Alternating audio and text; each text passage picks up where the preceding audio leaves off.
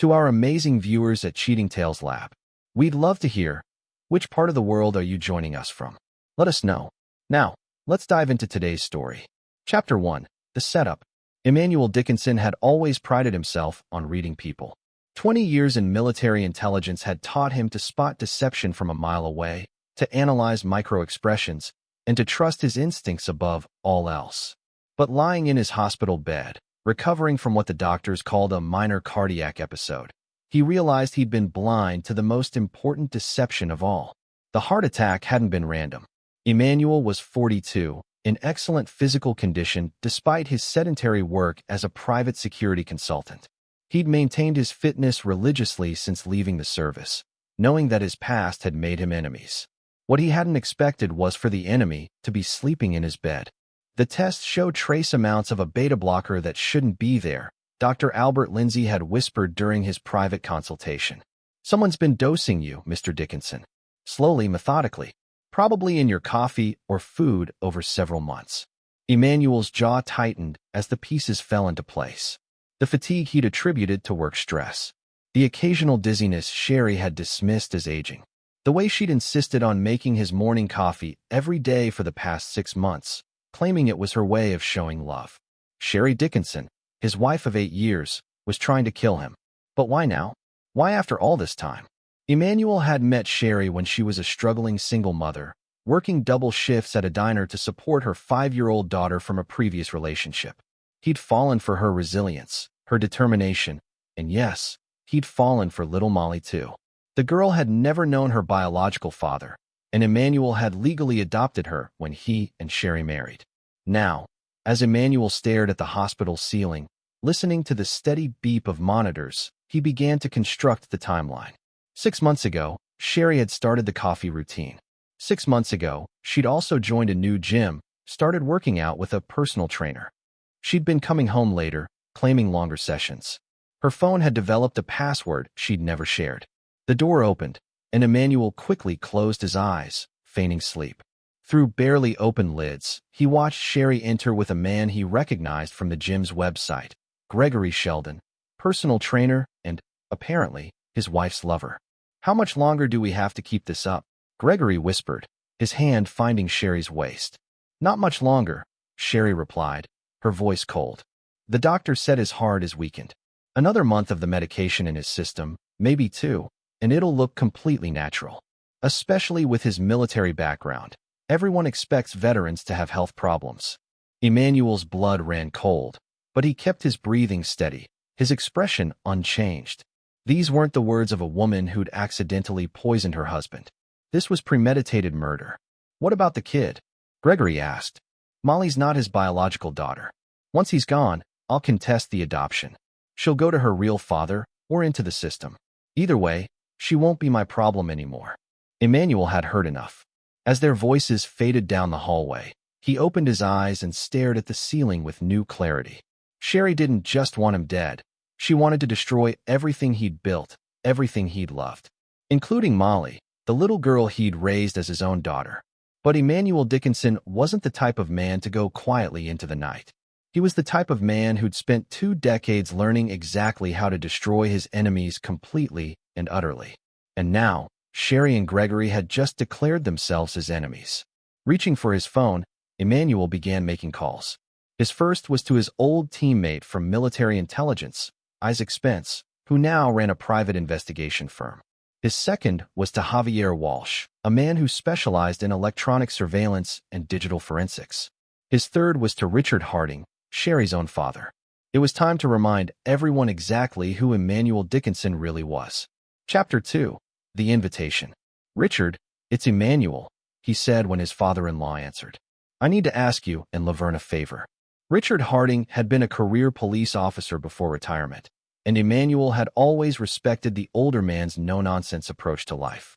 More importantly, Richard had been the one to walk Sherry down the aisle, telling Emmanuel privately that he'd never seen his daughter so happy.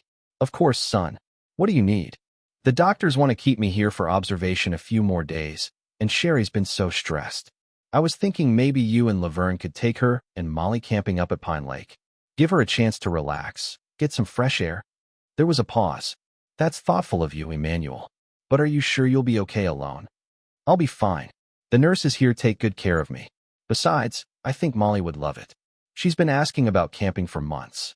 Well, if you're sure, I'll call Sherry tonight. After ending the call, Emmanuel allowed himself a small smile. Pine Lake was a 3-hour drive from the city, far enough to isolate his targets, but close enough for his plan to work. More importantly, it was in the middle of a dead zone for cell phone coverage, something he'd discovered during his own family camping trips there.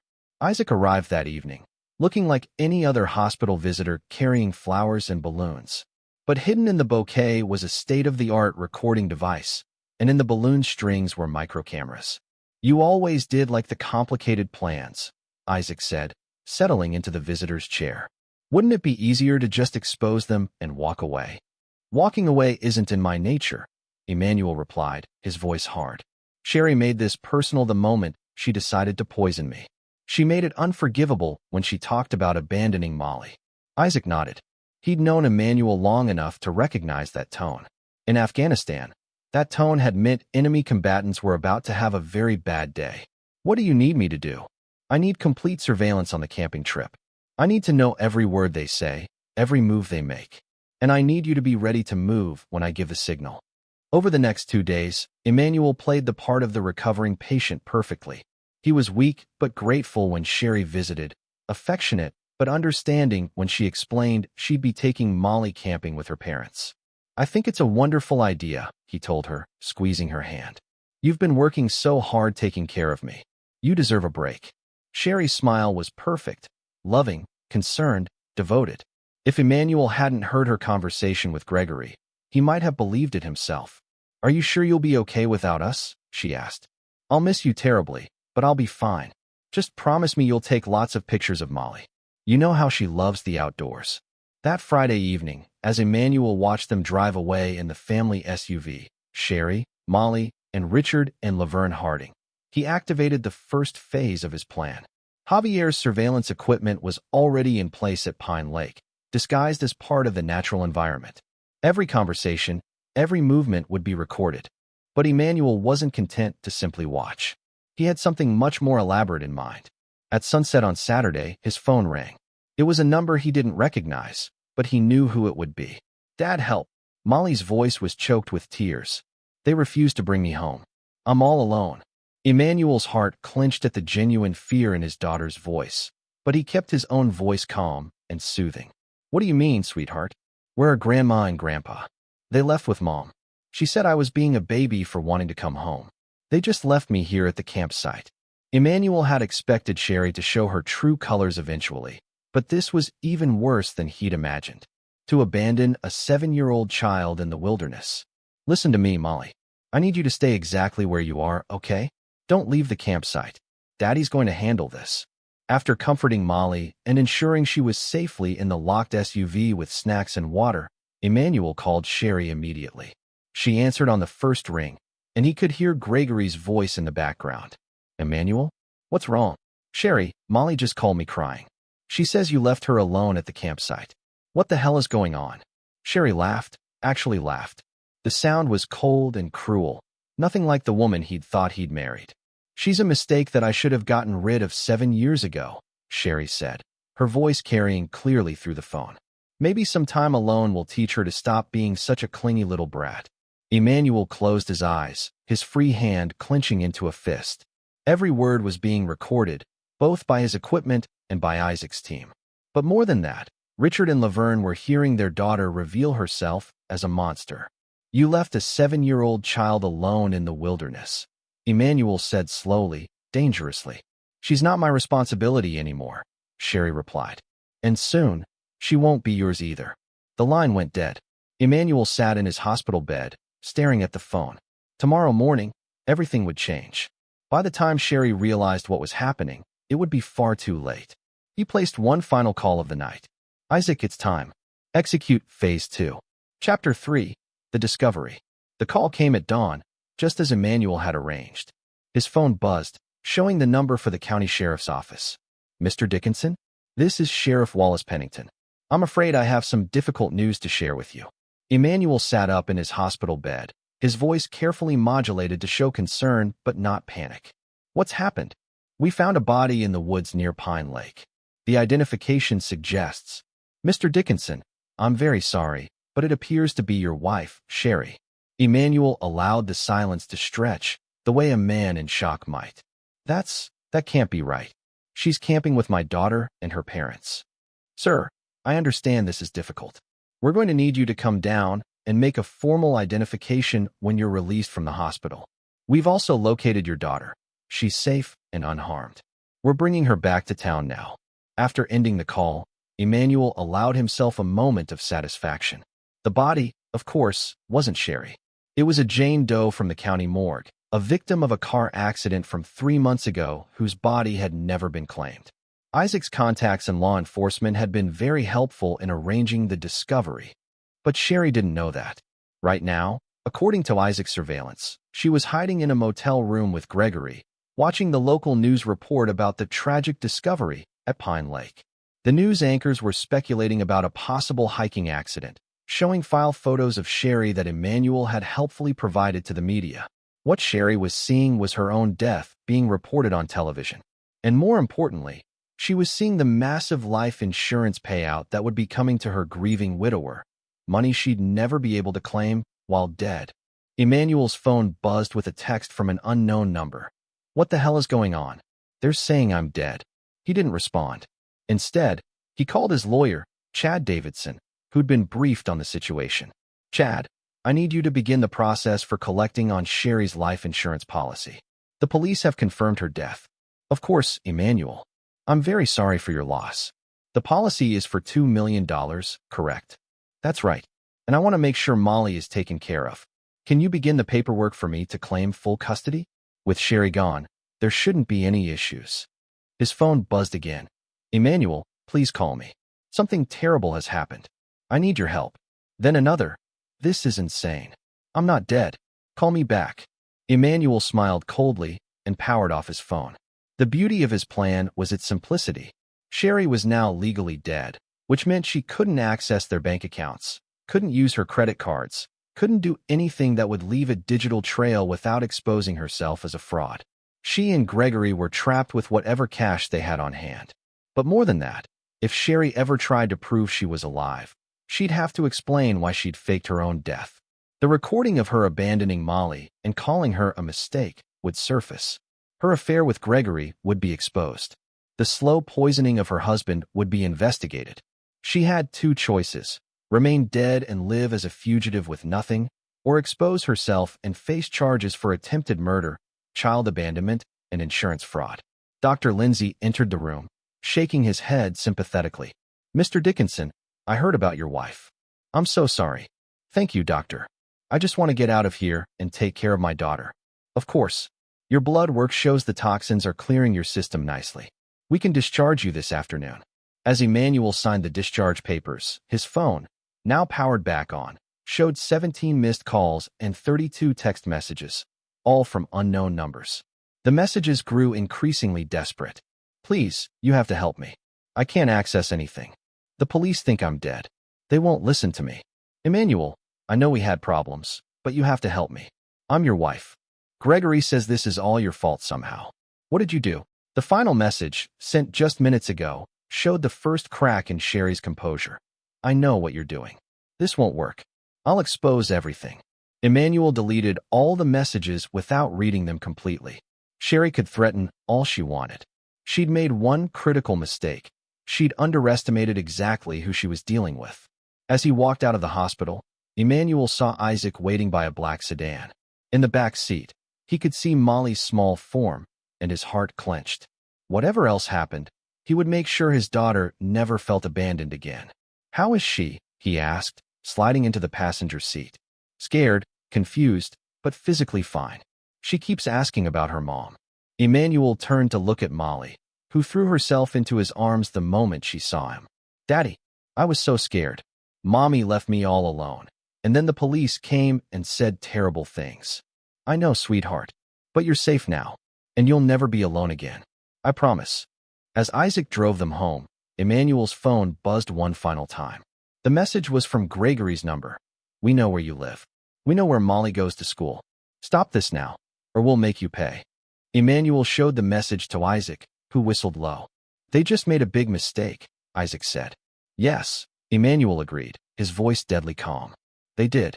Threatening Molly had just moved this from a game of psychological warfare to something much more personal. Emmanuel had been planning to let them run, to let them live as fugitives with nothing. But now they'd crossed the line from betrayal to direct threats against his daughter. Now, they would learn exactly what happened to people who threatened Emmanuel Dickinson's family. Chapter 4. The Hunt Begins.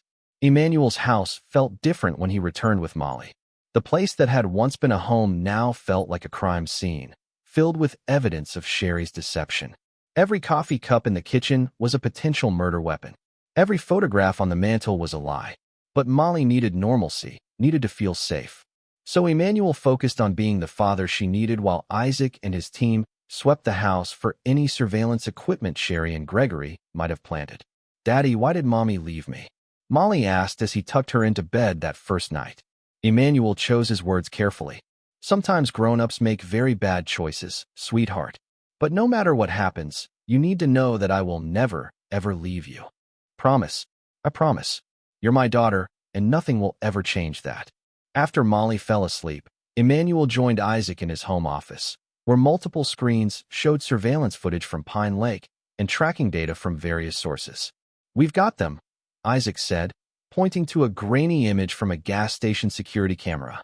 They filled up 20 miles south of Pine Lake, heading toward the Mexican border. But they're not driving straight through. They're hopping from motel to motel, paying cash. How much cash could they have? Gregory cleaned out his savings account the day before the camping trip. Roughly $30,000. Sherry couldn't access your joint accounts without triggering alerts, so they're working with limited resources. Emmanuel studied the map on the screen, tracking their probable route. They're smart enough to avoid major highways and cities with extensive camera networks. But they made a mistake threatening Molly. "What's the play?" Emmanuel's smile was cold. "They want to make this about intimidation? Let's give them something to really be afraid of." Over the next 48 hours, Emmanuel put his plan into motion. Using his contacts from military intelligence, he began to seed information into the criminal networks that operated along the Mexican border. Word spread quickly through the underground. There was a bounty on two people traveling together, a man and woman matching Gregory and Sherry's descriptions. The bounty wasn't for death. That would be too easy. The bounty was for information leading to their capture, alive and unharmed. Emmanuel wanted them to feel hunted, to know that every criminal, every smuggler, every corrupt official between them and the border was looking for them. But that was just the psychological pressure. The real trap was much more sophisticated. Javier's been tracking their digital footprints, Isaac reported during their morning briefing. They think they're being careful, but Gregory can't help himself. He's been using burner phones to check his social media accounts. And Sherry tried to access her email twice yesterday. "Amateurs," Emmanuel said with disgust. 20 years ago, they would have been dead already. Maybe. But remember, they're not trained operatives. They're a cheating wife and her boyfriend who thought they could outsmart you. Emmanuel's phone rang. The caller ID showed the number from Molly's school. "Mr. Dickinson? This is Principal Renee Carr. I wanted to let you know that a woman came by this morning asking about Molly. She claimed to be her mother, but the description didn't match our records. Our security guard turned her away, but I thought you should know." Emmanuel's blood turned to ice. "Can you describe this woman?" "Blonde, about 5'6", wearing sunglasses and a baseball cap. She seemed agitated when we asked for identification. After ensuring the school would be on high alert and arranging for additional security, Emmanuel hung up and turned to Isaac. "They're not running anymore. They're circling back. That's insane. They have to know we're watching for them. Desperate people do desperate things. And Sherry's always been impulsive when she's backed into a corner." Emmanuel thought back to the early days of their marriage, when Sherry had been struggling financially. When the power company had threatened to shut off her electricity, she hadn't called him for help. Instead, she'd confronted the meter reader with a baseball bat, demanding they turn the power back on. The situation had been resolved eventually, but it had shown Emmanuel a side of Sherry that was reckless and aggressive when threatened. Now, that same recklessness was driving her to take increasingly dangerous risks. "Double the security detail on Molly," Emmanuel ordered. "And I want surveillance on every approach to the house. If they're coming back, I want to know about it before they get within 5 miles of here. That evening, as Emmanuel was helping Molly with her homework, his phone buzzed with a message from an unknown number. Let's talk. Just you and me. No police, no lawyers. Midnight, the old warehouse district.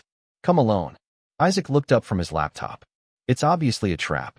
Of course it is. But it's also an opportunity. Emmanuel, you're not seriously considering this.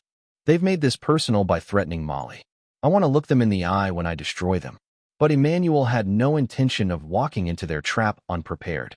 If Gregory and Sherry wanted to play games, he'd show them how the game was really played. Chapter 5. The Confrontation. The warehouse district at midnight was exactly as desolate as Sherry had probably hoped. Empty buildings stretched for blocks, their broken windows staring down like dead eyes. Emmanuel parked his car 2 blocks away and approached on foot, his movements silent despite the gravel and debris scattered across the pavement. He wasn't alone, despite their demands. Isaac and his team were positioned at strategic points around the perimeter, equipped with night vision and long-range weapons.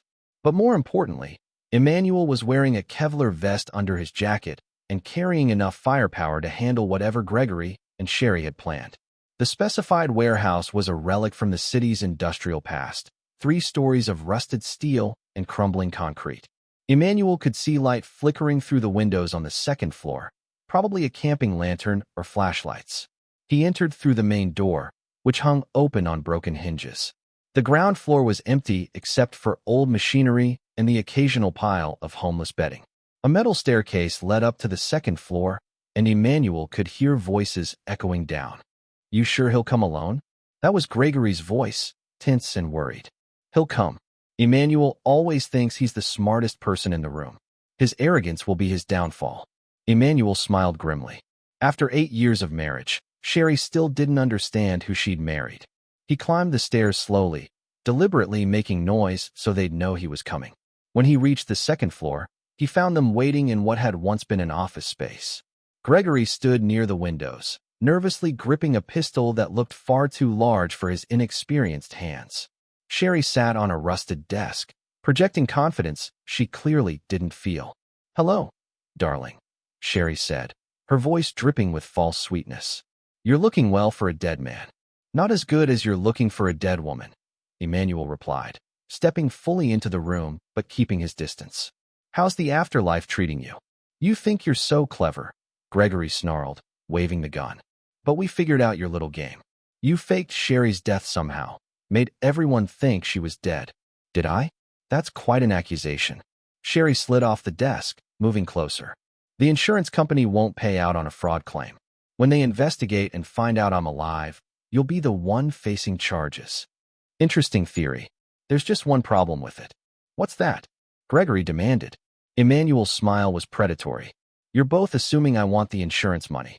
The confusion on their faces was almost comical. They built their entire counterplan around the assumption that Emmanuel was motivated by greed, that he'd faked Sherry's death for the $2 million payout. The insurance money was never the goal, Emmanuel continued, his voice conversational. It was just a tool to trap you both. You see, the moment Sherry tries to prove she's alive, she has to explain why she was hiding. And when that investigation begins, they're going to find some very interesting evidence. He pulled out his phone and played a recording. Sherry's voice, crystal clear, saying she's a mistake that I should have gotten rid of 7 years ago. They'll find the recordings of you abandoning Molly.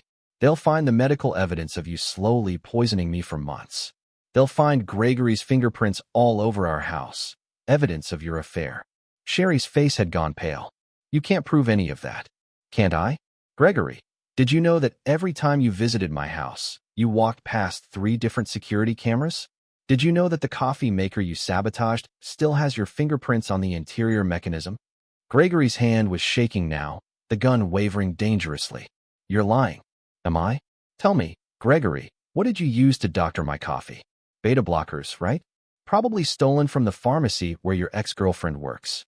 The same ex-girlfriend who's already been questioned by police about missing medications. Emmanuel could see the panic setting in.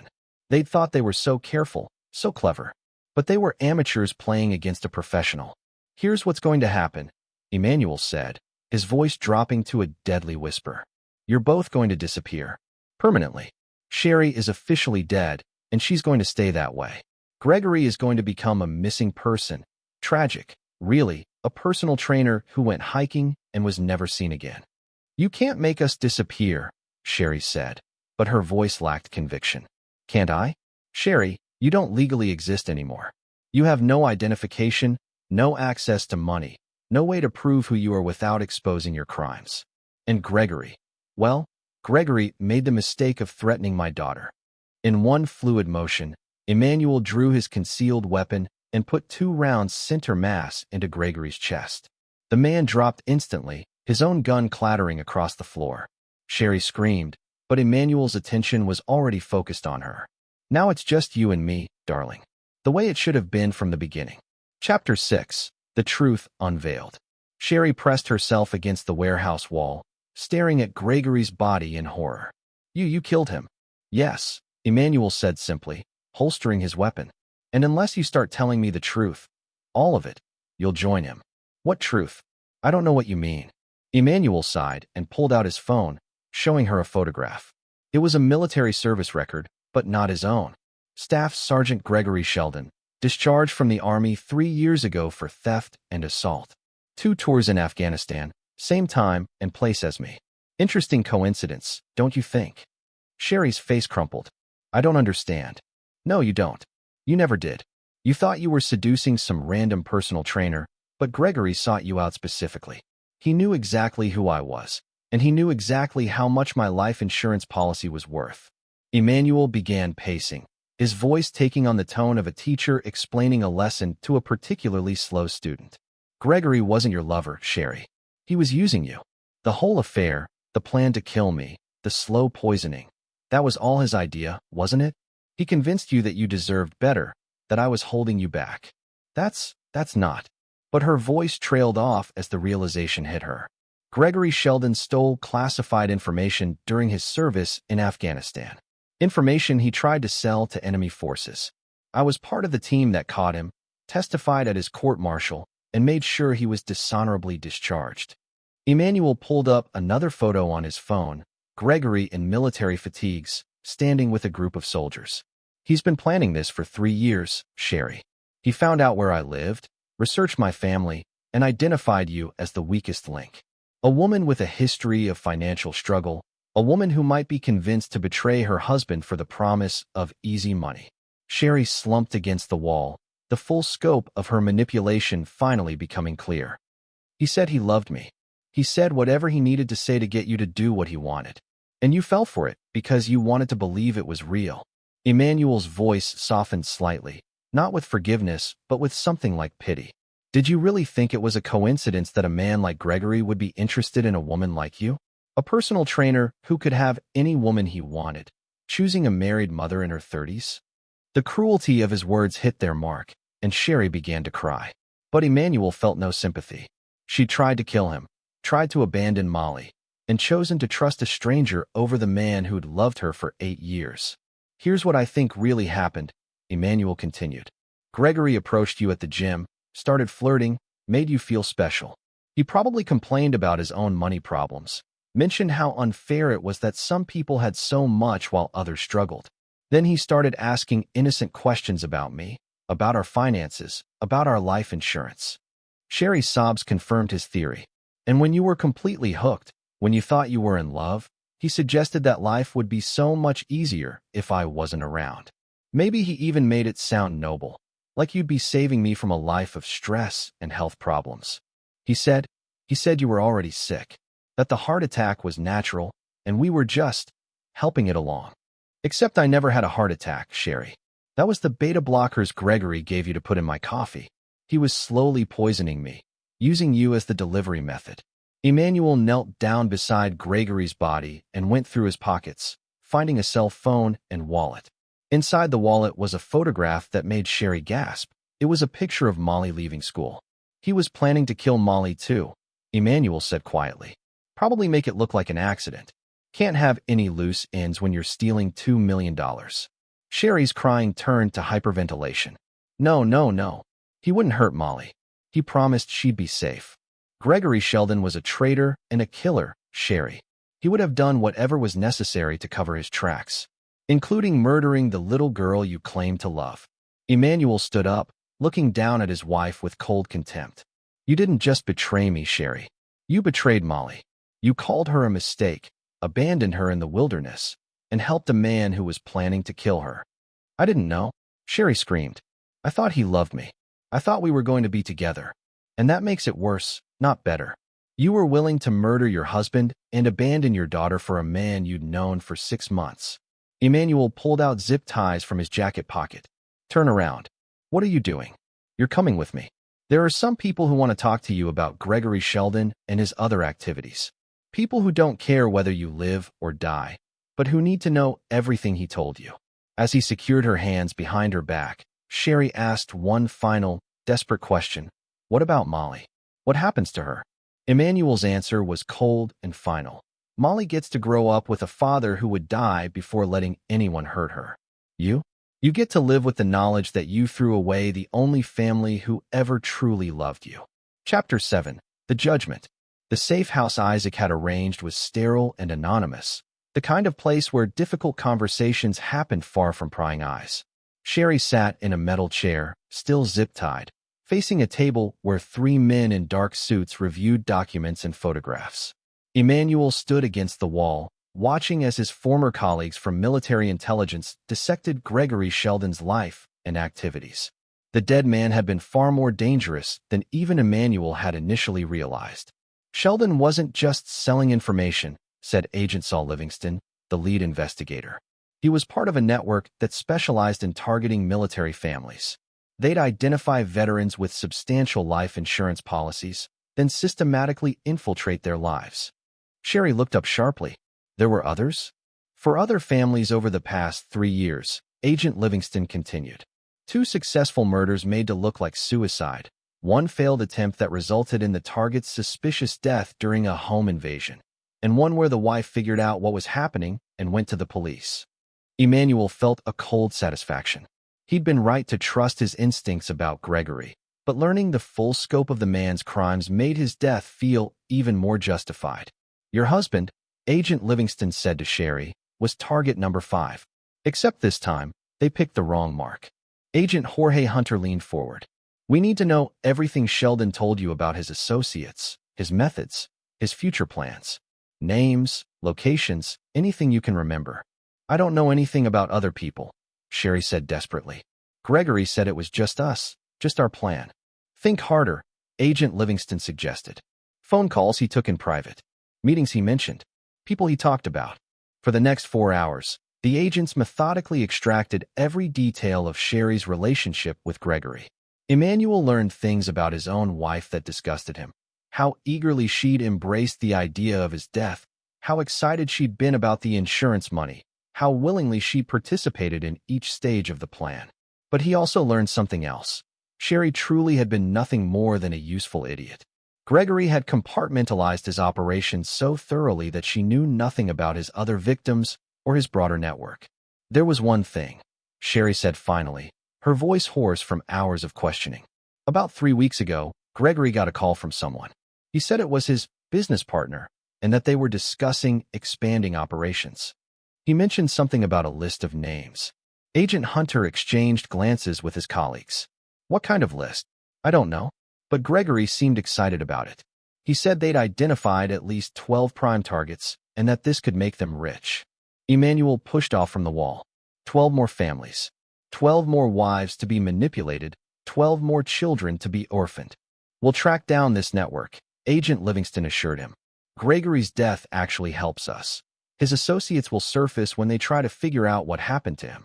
After the agents left with their recordings and sworn statements, Emmanuel found himself alone with Sherry for the first time since the warehouse. She looked small and broken, nothing like the confident woman who'd tried to murder him. What happens to me now? She asked. That depends, Emmanuel replied. The agents have offered you a choice. You can cooperate fully with their investigation, help them identify and capture Gregory's network, and you'll be placed in witness protection with a new identity. And if I don't, then you go to prison for attempted murder, child abandonment, and conspiracy to commit insurance fraud. With Gregory dead, you're the only one left to face charges. Sherry was quiet for a long moment. What about Molly? What about her? Will I? Will I ever see her again? Emmanuel's answer was swift and merciless. No. Whether you choose witness protection or prison, you'll never see Molly again. I'm filing for dissolution of your parental rights. And given your recorded statements about her being a mistake you should have gotten rid of, no court will oppose me. She's my daughter too. No, she's not. You stopped being her mother the moment you abandoned her in those woods. You stopped being her mother when you called her a mistake. And you sure as hell stopped being her mother when you helped a man who was planning to kill her. Emmanuel moved closer, his voice dropping to a whisper. Molly asked me if you were coming home. Do you know what I told her? Sherry shook her head. I told her that sometimes people we love turn out to be different than we thought. And that when that happens, it's okay to let them go and focus on the people who truly care about us. Emmanuel, please. I know I made mistakes, but... Mistakes? Emmanuel's voice cracked like a whip. You tried to murder me. You abandoned a 7-year-old child. You conspired with a man who was planning to kill her. Those aren't mistakes, Sherry. They're choices. And every choice has consequences. He turned toward the door, then paused. For what it's worth, I did love you once. I thought you were someone worth saving, someone worth building a life with. But the woman I loved never existed, did she? She was just a mask you wore until you found something better. That's not true. Sherry called after him. I did love you. I do love you. Emmanuel didn't turn around. If you had loved me, you wouldn't have tried to kill me. If you had loved Molly, you wouldn't have abandoned her. And if you had any real love in your heart, you would have seen through Gregory's manipulation. The door closed behind him with a final, decisive click. Chapter 8. The Reckoning. 6 months later, Emmanuel stood in the kitchen of his house, making breakfast for Molly before school. The morning routine had become precious to him. The normalcy of scrambled eggs and orange juice, the sound of his daughter chattering about her upcoming science project, the simple pleasure of being alive to see another day. The coffee maker sat unused in the corner. Emmanuel had thrown it away the day after Sherry's arrest, unable to look at it without thinking about the poison that had nearly killed him. Now he drank tea, and Molly had developed a taste for hot chocolate. Daddy, is Mommy ever coming home? Molly asked suddenly, looking up from her cereal. It wasn't the first time she'd asked, and Emmanuel had learned to answer with patient honesty. No, sweetheart. Mommy made some very bad choices, and now she can't live with us anymore. Is she in jail? Something like that. In reality, Sherry had chosen witness protection over prison. The federal agents had relocated her to a small town in Oregon, where she was living under a new name and working as a waitress.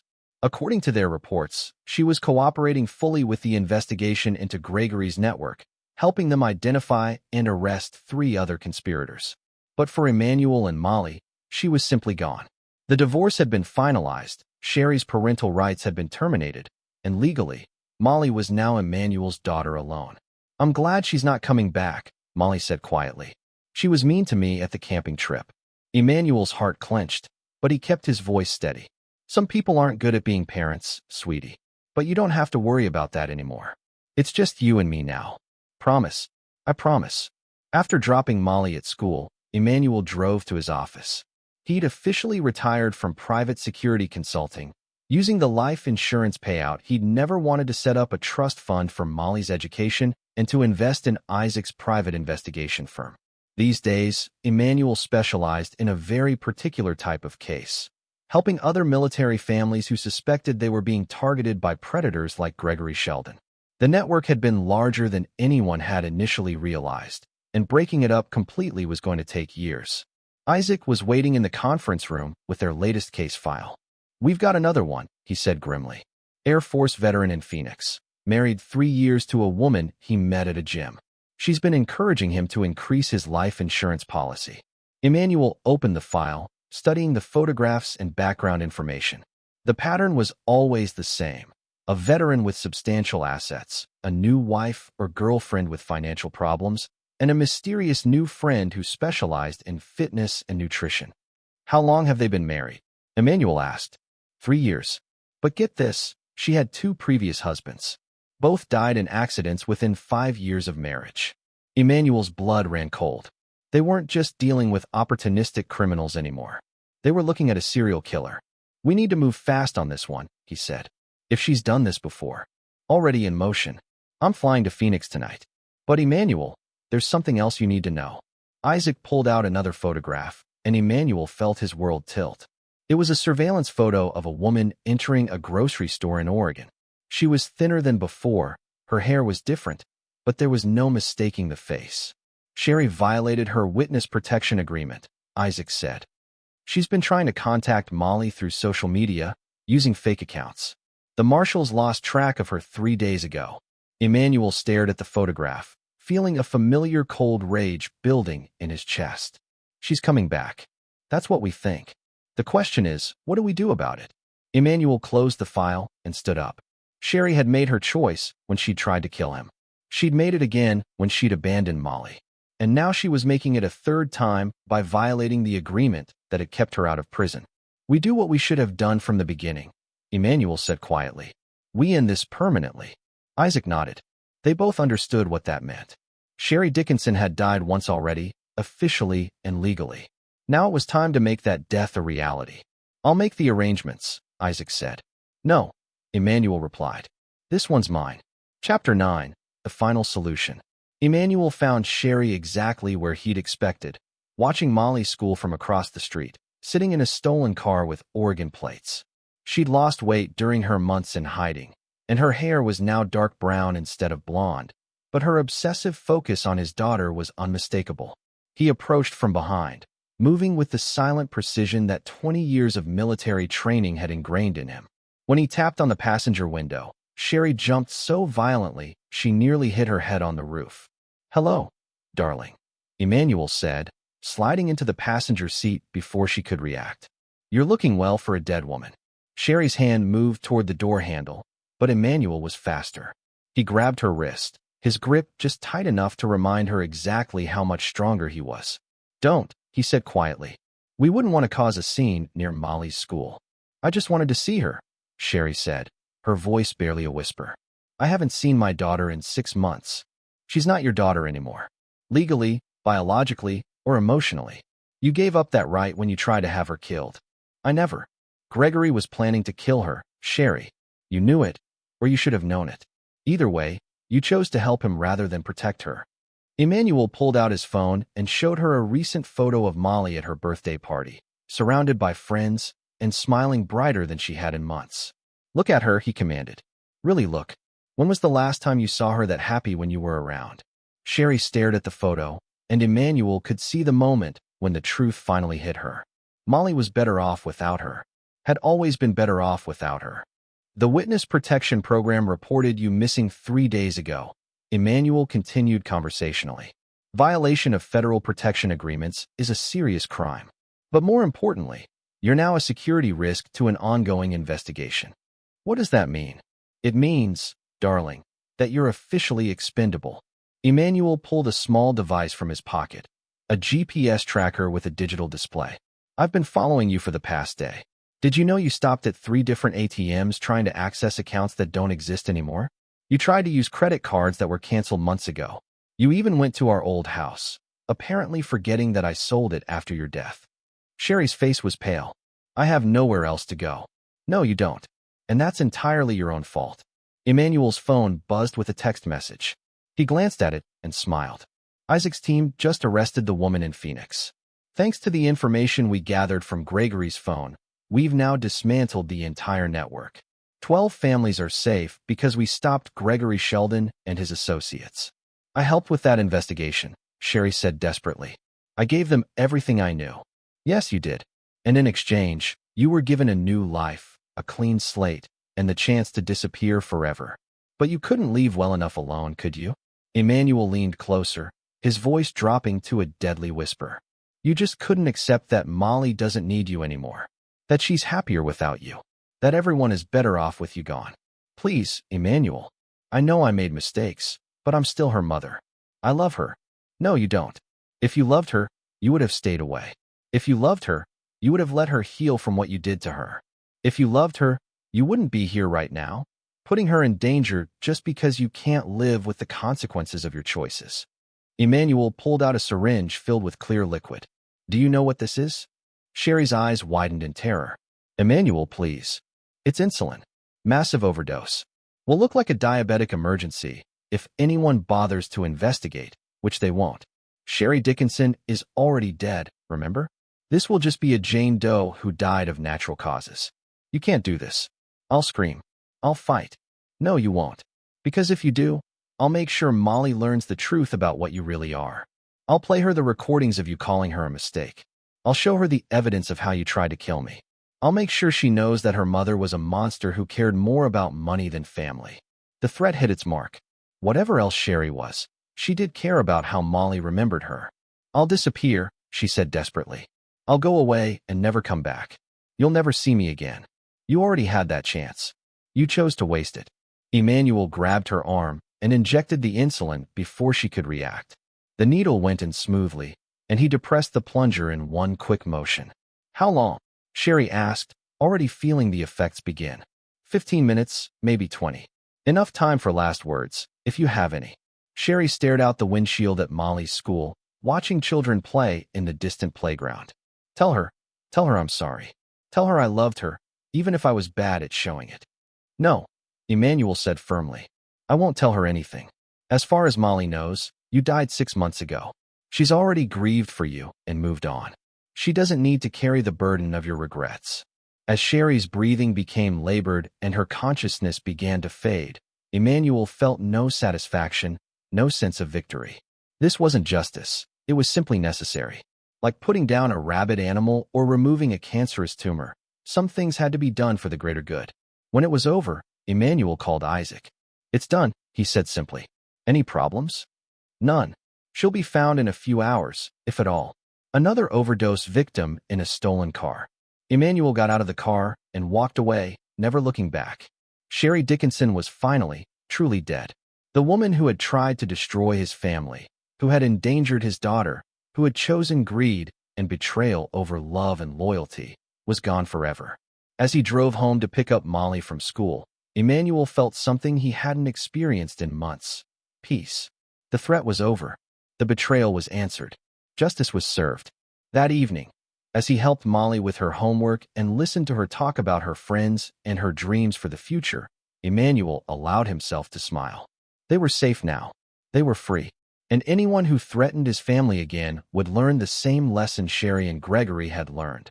Emmanuel Dickinson protected what was his, no matter the cost.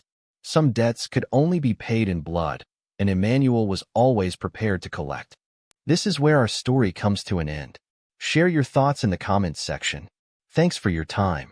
If you enjoy this story, please subscribe to this channel.